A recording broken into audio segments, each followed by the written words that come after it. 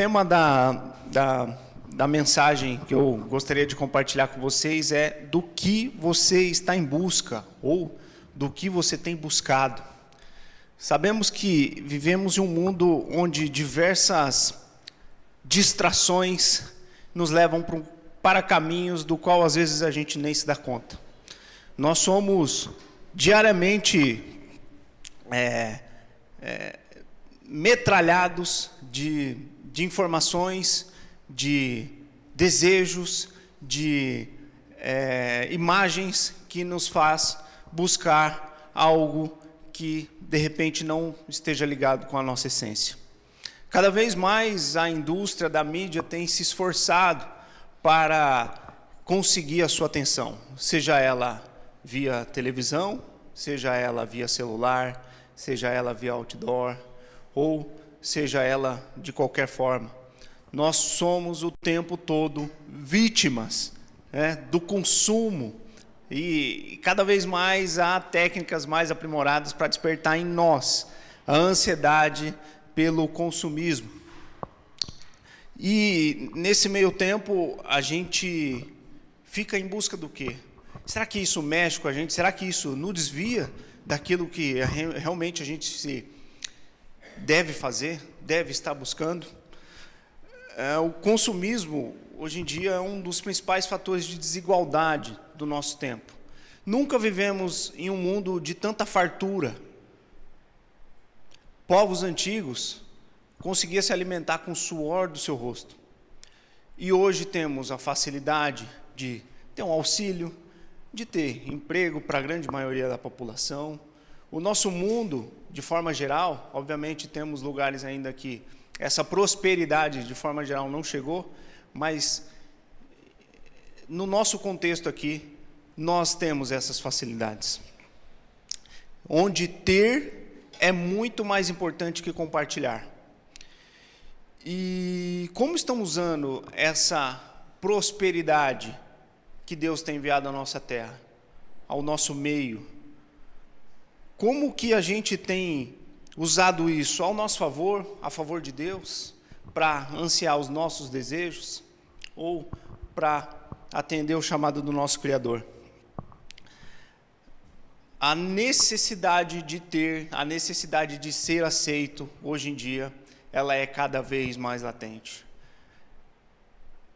A nossa busca material, a nossa busca emocional e, por último, a busca espiritual, que é onde eu divido essa mensagem em 3 partes. O quanto nós conseguimos dedicar de forma correta os nossos esforços para cada um desses tópicos. Será que dedicamos muito tempo... Não, eu acho que vai projetar aqui. Vai, tá lá. Obrigado, pastor. Será que conseguimos dar a devida importância ou apenas a necessária importância àquilo que é material? Será que conseguimos... Obrigado, João. Será que conseguimos dedicar de forma correta e necessária o tempo para o nosso cuidado emocional? Ou até mesmo, o mais importante deles, o tempo para a nossa busca espiritual? O nosso apetite para distrações, ele é infinito. E muito parte das empresas hoje tem usado isso a favor dela para nos desviar do caminho que fomos chamados. Queria começar falando da busca material. E nós vamos ler um texto que está no Evangelho de João, capítulo 4, versículo 4. Vamos começar por João, abra sua Bíblia, quem tiver com sua Bíblia. Quem não tiver, nós teremos aqui também a projeção. Evangelho de João, capítulo 4, versículo 4. Era-lhe necessário passar por Samaria. Assim, chegou a uma cidade chamada Sicar, perto das terras de Jacó, que Jacó dera ao seu filho José. Estamos na mesma versão aqui, perdão. Havia ali o poço de Jacó. Jesus, cansado da viagem, sentou-se à beira do poço. Isto se deu por volta do meio-dia. Nisso veio uma mulher samaritana, tirar água. Disse-lhe Jesus: dê-me um pouco de água. Os seus discípulos tinham ido à cidade buscar comida. Pois bem, Jesus, ele estava a caminho da Galileia e passando por Samaria, que não era o caminho adequado, segundo os judeus, era o caminho mais curto, né?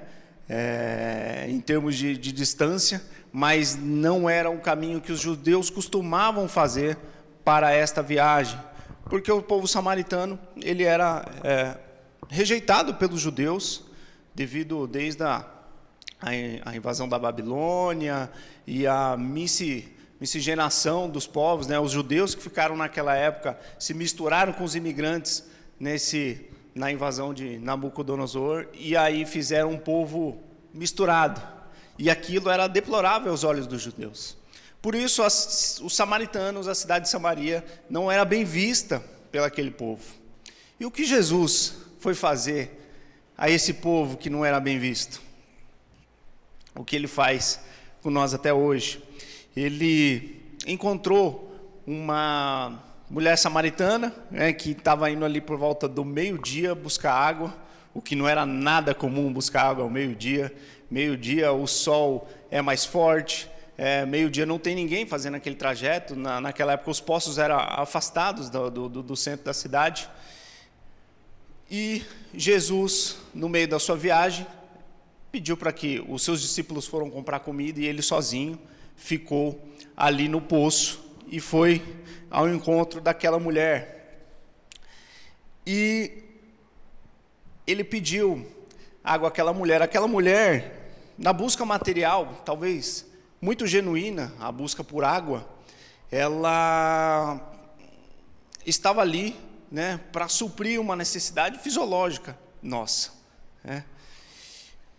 E nesse encontro com Jesus, muitas outras necessidades dessa mulher samaritana foram supridas. Quando ela está no poço tirando água e Jesus, dê-me um pouco de água,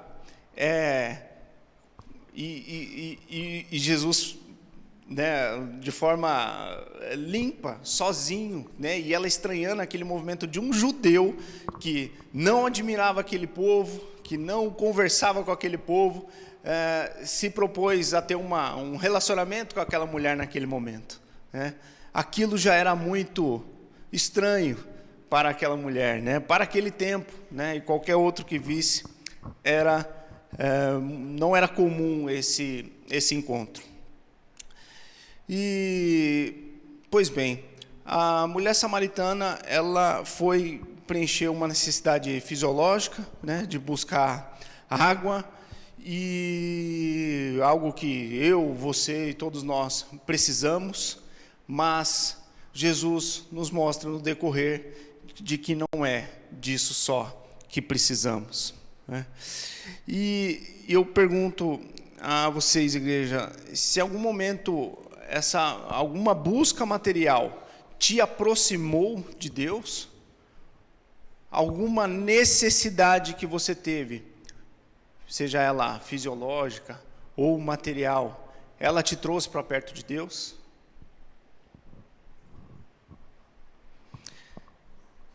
Eu queria compartilhar também, a Bíblia nos dá luz com diversos exemplos sobre a busca material.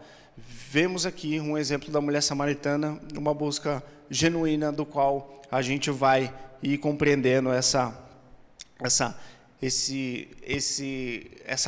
esse relacionamento de Jesus na busca por essa mulher samaritana. Mas a Bíblia nos dá outros exemplos de busca material, né, que não seja ela de repente tão genuína, que possa nos dar exemplo de como devemos realmente lidar com essa abundância e com essas bênçãos que Deus tem dado no nosso tempo. Um dos exemplos é o jovem rico. O jovem rico, em um diálogo com Jesus, ele encontra Jesus, e pergunta: Jesus, como faço, para ter vida eterna? O que farei? E Jesus, sabiamente, devolveu para ele: você precisa obedecer os mandamentos. Ele pergunta quais? Jesus lista: não matarás, não adulterarás, dá a receita para ele. E o jovem, muito convicto, fala: mas isso eu já tenho feito, o que mais me falta? E Jesus, conhecendo o coração daquele jovem e sabendo onde ele estava com o coração dele, Jesus responde: se você quer realmente ter a vida eterna, venda todos os seus bens e siga-me. Venda todos os seus bens e siga-me. A palavra fala em Mateus 19 que o jovem se afastou triste. E quantos de nós temos nos afastado triste por colocar nosso coração em algo que não nos leva à vida eterna? Esse jovem, ele não abriu mão do seu maior bem, que eram os seus bens, para seguir Jesus. Você tem algum bem? Você tem algo que não te deixa aproximar de Jesus? Que tem mais importância que a promessa da vida eterna? E a Bíblia continua a nos dar outros exemplos de como, às vezes, o bem material pode nos atrapalhar quanto ao nosso caminho. Falando de outro rico, agora o rico insensato. O rico que as bênçãos dele eram tantas de que ele não tinha mais onde armazenar a colheita. Olha só, gente, será que não vivemos nesse tempo onde nós temos condição de sair para comprar, para adquirir? Pois bem, esse homem indagou em Lucas 12 de que: como vou fazer? Eu não tenho mais nem onde guardar os meus bens.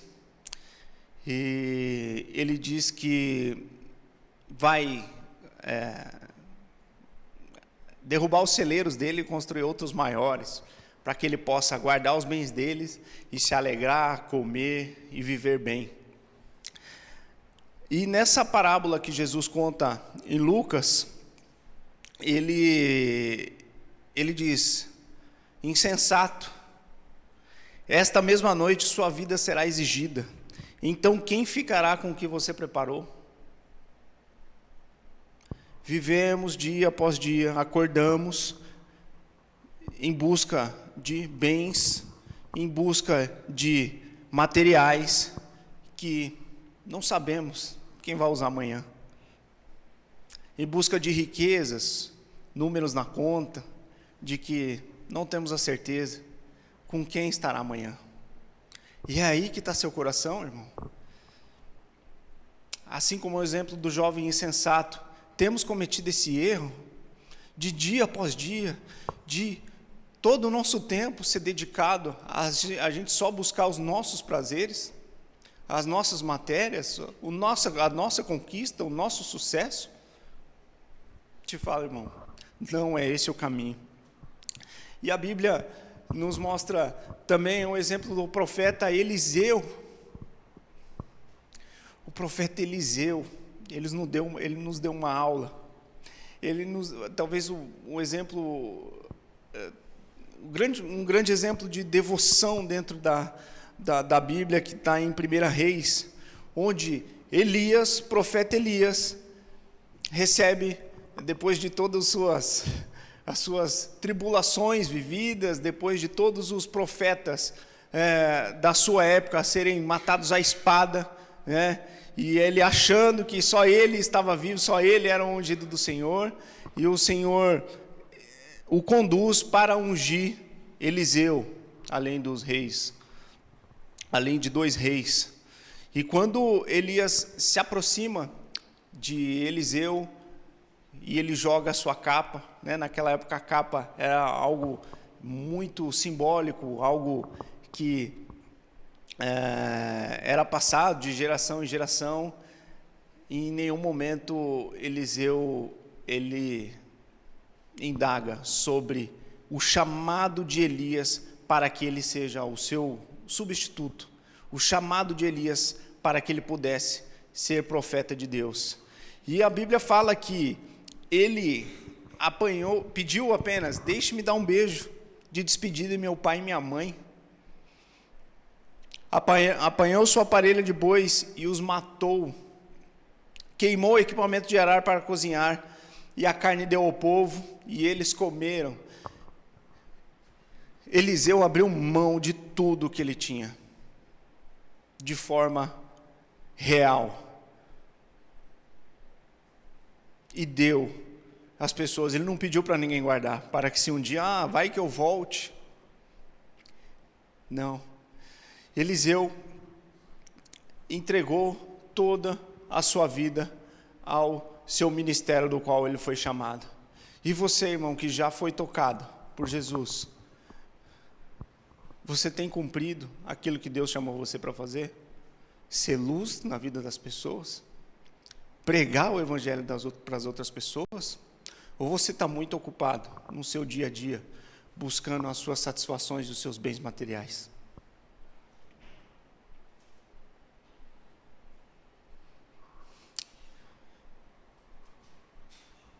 Do que você já abriu mão para estar próximo de Jesus?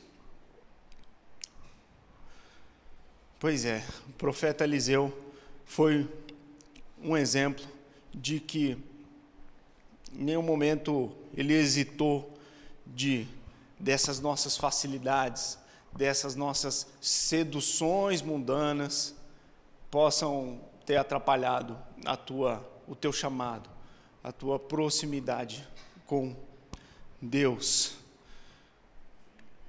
E o nosso mundo, com a busca material, tem ficado cada vez mais doente, cada vez mais complicado. E não só a busca pelo bem material, ela tem trazido outras complicações, que é a busca emocional. Vivemos no mundo que buscar a emoção ou a sanidade, né, das nossas emoções, dos nossos sentimentos, tem sido um desafio. A gente ser suprido a todo momento dos meus anseios, das minhas vontades, dos meus desejos. As indústrias também estão trabalhando forte nisso. E um livro que fala, o livro se chama O Cristão na Era dos Espetáculos. Há uma frase do dono da Netflix, em que ele fala que o seu pior concorrente é o sono. O sono é o pior concorrente da Netflix. E usando a Netflix como exemplo, ali há conteúdo para nos saciar de toda e qualquer forma. Seja ele para a gente sorrir, seja ele para a gente se emocionar, seja ele para a gente se sentir bem. E essa tem sido uma necessidade também do nosso povo, de ter a necessidade por endorfina, a necessidade pelo bem-estar, só que buscado de maneira que não nos preenche da forma correta. E voltando na mulher samaritana, né, quando nesse encontro em que Jesus esteve com ela, ali no versículo 9, em João, no versículo 9, a gente tem a continuidade ali daquele diálogo, daquele encontro de Jesus com a mulher samaritana. A mulher samaritana lhe perguntou: como o Senhor, sendo judeu, pede a mim, uma samaritana, água para beber? Aquilo que falamos, né? Os judeus, os samaritanos Aliás, os judeus não aceitavam os samaritanos, né? Ele lhe disse: vai e chame o seu marido. Agora, por que Jesus, né, se o tema era água, por que ele falou do seu marido? Por que do nada, o assunto era: você me dá um pouco de água, eu também tenho água, mas não é essa água, e de repente ele fala: vai e chame o seu marido. Jesus, quando damos a oportunidade a Ele vai nos mais profundos das nossas emoções. E quando Jesus falou: vai e chame seu marido, Jesus sabia o que aquela mulher tinha sofrido.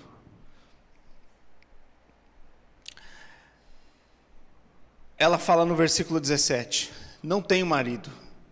Respondeu ela. Disse-lhe Jesus: você falou corretamente, dizendo que não tem marido. O fato é que você já teve 5, e o homem com quem esteve agora, com quem vive agora, não é seu marido. O que você acabou de dizer é verdade. Jesus, quando vem ao nosso encontro, Ele nos pega pelos mais sensíveis dos nossos desejos e dos nossos sentimentos. E a vida emocional daquela mulher estava tão sedenta quanto ela mesma, com um abismo profundo como aquele poço que ela tirava água. Por isso, Jesus estava ali para lhe oferecer algo muito maior do que ela viera buscar. E nós já buscamos prazeres para suprir alguma necessidade, para que a gente pudesse saciar as nossas emoções. Já depositamos em filmes, alimento, aquisição de bens, compras, para que a gente pudesse se sentir bem. Vou ao shopping fazer umas comprinhas para eu estar em paz. Ou vou comer um chocolatinho, né? O açúcar vai me dar aquela saciedade. Nada contra as compras ao chocolate, mas você está buscando no caminho errado, segundo Jesus. E a Bíblia nos traz bastante exemplo de como o nosso emocional pode ser facilmente driblado para estarmos longe de Deus. Vivemos em tempo onde as doenças psicológicas batem recordes. Remédios para dormir, remédios para ter paz é consumido de forma exacerbada no nosso tempo. Há 20, 30 anos não tínhamos isso, gente. Para onde estamos caminhando? Nós não temos mais o controle do nosso eu mesmo. Nos perdemos no meio a tanta distração do mundo e deixamos com que o emprego, o estudo, a família tire-nos do foco, a perda, a conquista. Que a gente busca saciar nossas emoções em outro lugar, a não ser no caminho que é Jesus. A gente vê muitas pessoas perdidas em labirintos, como se fossem espelhos. A rede social é um grande exemplo disso. O quanto tempo dedicamos para uma boa selfie? O quanto tempo dedicamos para sermos estrelas e ao mesmo tempo sermos espectadores? A necessidade de ter grandes likes para dar aquele conforto que eu estou bem. Isso é passageiro. Não é isso que vai te preencher. E Jesus, com a mulher samaritana, ele faz ele a preenche de tal forma que ela dá o seu testemunho a todos os samaritanos. Temos outros exemplos também da nossa busca, do nosso ego, do nosso orgulho dentro da Bíblia. Pegamos a passagem em Gênesis 3, capítulo 3, do versículo 3, ao diálogo entre a serpente e o casal Adão e Eva. Não comam do fruto da árvore que está no meio do jardim, nem toque nele, do contrário vocês morrerão. Isso Deus dizendo à mulher. Disse a serpente à mulher, certamente não morrerão. Olha lá, bobagem. Isso que Deus falou para vocês é mentira, não morrerão. Deus sabe que no dia em que dele comerem, seus olhos se abrirão, e vocês serão como Deus, conhecedores do bem e do mal. Quando a mulher viu que a árvore parecia agradável ao paladar, era atraente aos olhos, veja, o espetáculo das imagens, que nos seduz a todo tempo, seja para consumir, seja para ter, seja para nos satisfazer. A imagem tem um poder, e se mal usada, gente, nos leva para caminhos muito ruins. Um exemplo da força da imagem em nós seres humanos é que também ela nos faz tomar atitudes que não faríamos se não víssemos a imagem. Um exemplo é de que em 2009 houve um ataque químico na Síria que matou 69 pessoas. Ataque químico, de gás químico, ele é proibido, obviamente, e condenável dentro da ONU, né? Isso é crime de guerra. E naquela época o presidente dos Estados Unidos era o Obama, e houve uma comoção para que ele atacasse a Síria por conta daquelas vidas que foram perdidas por crimes de guerra.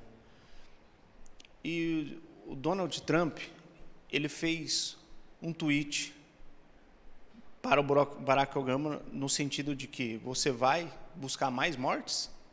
Já não basta aqueles que morreram através da arma química? E você vai lá atacar, matar mais pessoas? Pois bem, não sei se por esse tweet, Obama não revidou a Síria. Só que anos mais tarde, quando Trump era o presidente dos Estados Unidos, houve mais um ataque de gás químico. Só que vivemos em qual era? Na era das imagens, na era dos vídeos. E morreram muito menos pessoas do que aquele ataque. Só que esse ataque ele pegou crianças, ele pegou idosos, e tinham vídeos dessas pessoas morrendo. Esse ataque de gás, ele não permite que você emita som.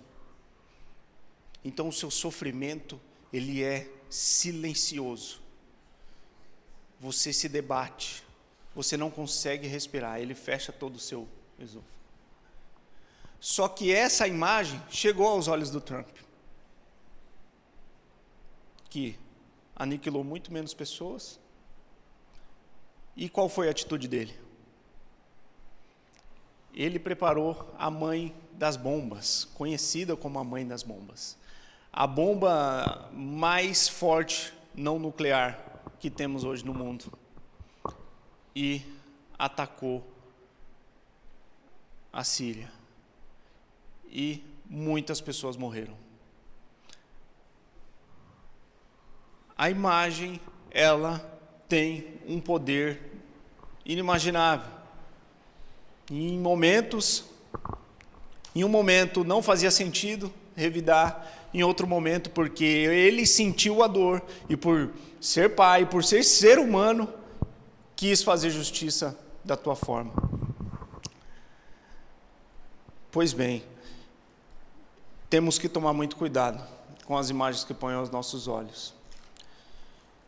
E terminando o encontro da serpente com Adão e Eva, ele disse, que aquela fruta era agradável ao paladar, atraente aos olhos. Mas eu quero chamar a atenção aqui para a próxima parte do texto, e que fala que era desejável para ela obter discernimento. Era desejável para ela obter discernimento. Tomou o seu fruto, comeu e deu a seu marido, que comeu também. Você já quis experimentar algo só para ter o conhecimento, se era bom ou se era ruim? Quantos jovens não experimentam droga, não experimentam de forma abundante a bebida, não experimentam o adultério, não experimentam a pornografia? Vou só ver se é bom, depois eu paro. Depois, gente, fica difícil. Evite, siga a Deus, siga o conselho de Deus, não siga o conselho da serpente. A Bíblia também nos traz um exemplo emocional de Jesus, e ele nos dá a receita perfeita quando temos problemas emocionais. Jesus estava no Getsemane, levou consigo todos os discípulos, mas para orar ele só levou 3. Pedro e os 2 filhos de Zebedeu, que era João e Tiago. Jesus diz em Mateus 26 que minha alma está profundamente triste, numa tristeza mortal. Fiquem aqui e vigiem comigo. Jesus já sabia o que estava esperando. Jesus sabia o que ia acontecer. E por isso ele sentia essa tristeza mortal. Eu não sei, irmão, qual foi a maior dor que você já sentiu. Mas lembre-se dessa dor. Imagine que a de Jesus deve ter sido muito pior. Porque era ele, o sacrifício que ia ser oferecido em instantes. Jesus, ele nos dá 2 lições.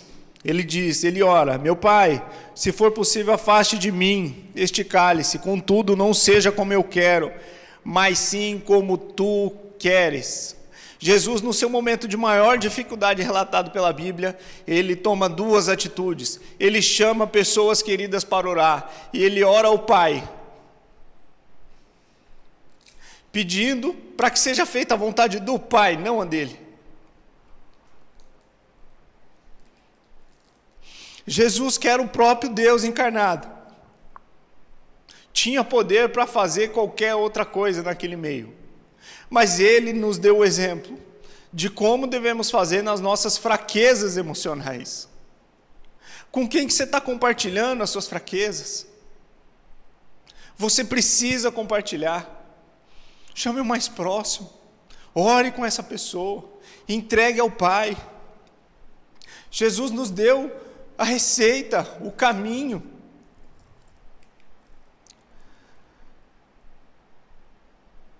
Só que tem muitos irmãos nesse meio do caminho que estão dormindo.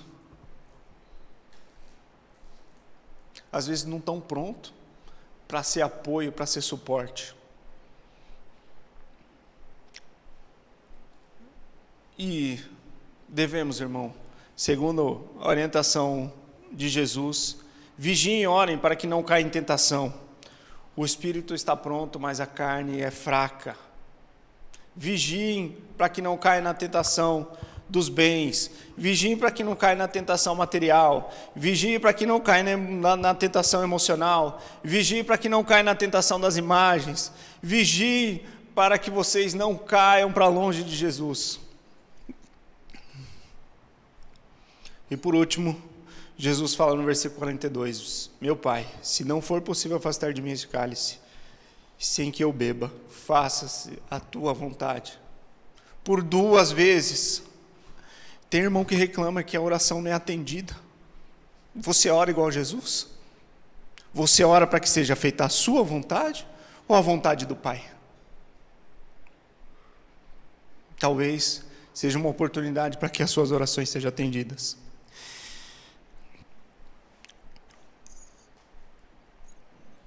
E eu tenho 2 exemplos de que,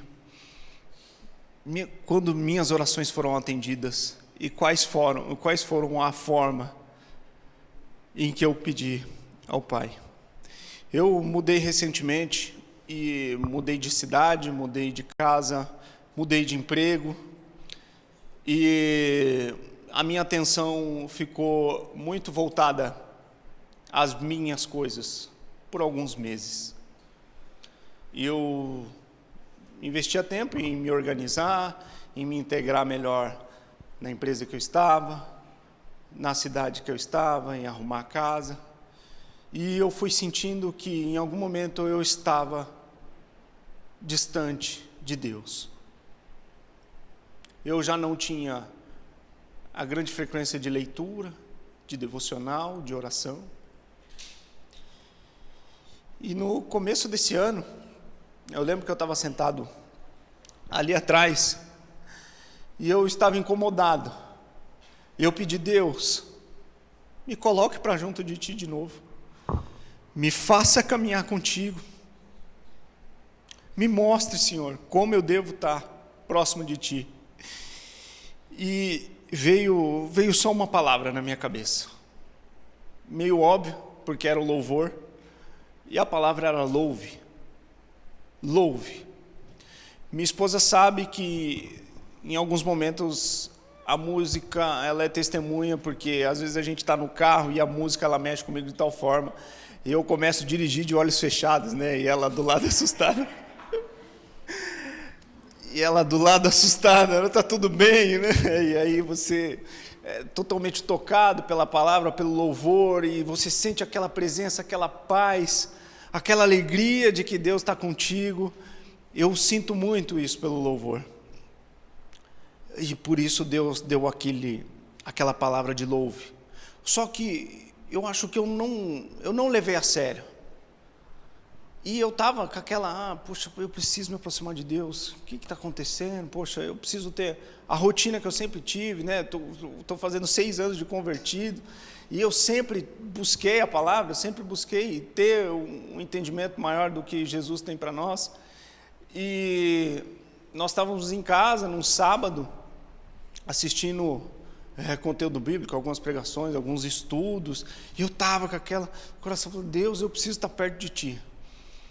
E a gente raramente deixa as janelas abertas.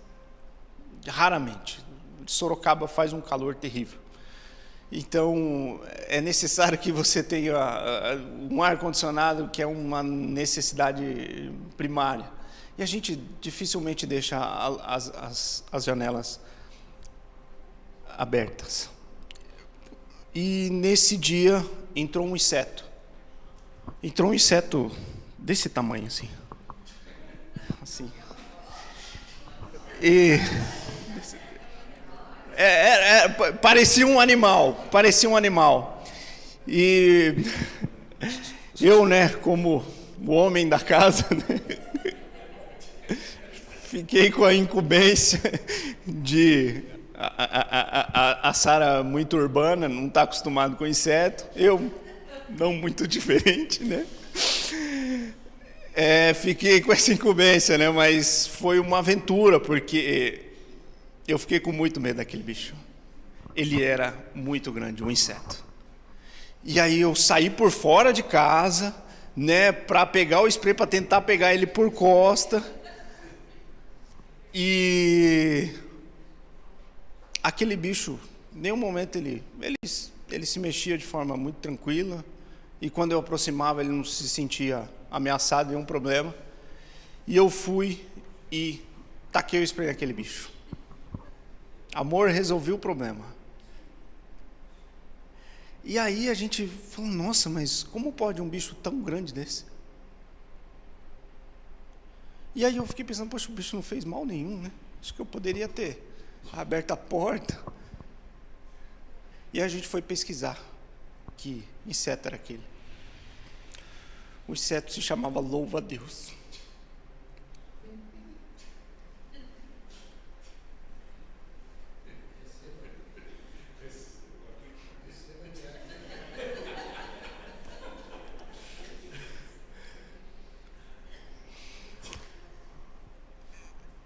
Coincidência não, irmãos. E depois de uma semana, o pastor me mandou uma mensagem, que eu não consegui nem responder na hora. Eu gostaria que você trouxesse a palavra. Deus me colocando no jogo de novo. Porque eu orei, eu abri meu coração a Ele. Deus, aproxime-se de mim, me mostre o caminho.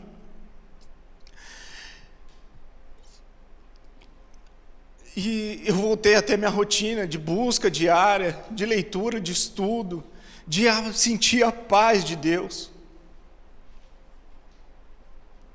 Por isso, irmão, eu não sei se você está afastado, eu não sei se faz tempo que você não sente a presença de Deus, mas ora a Ele hoje,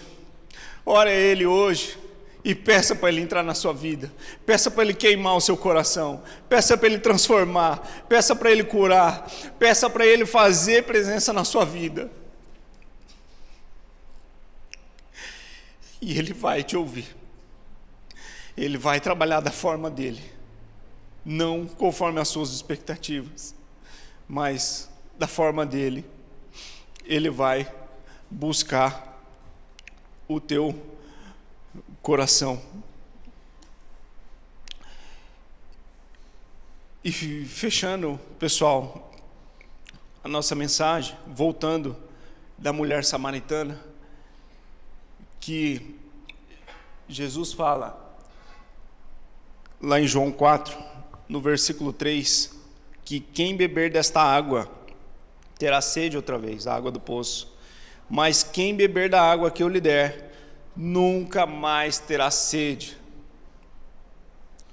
Ao contrário, a água que eu lhe der se tornará nele uma fonte de água a jorrar pela a vida eterna.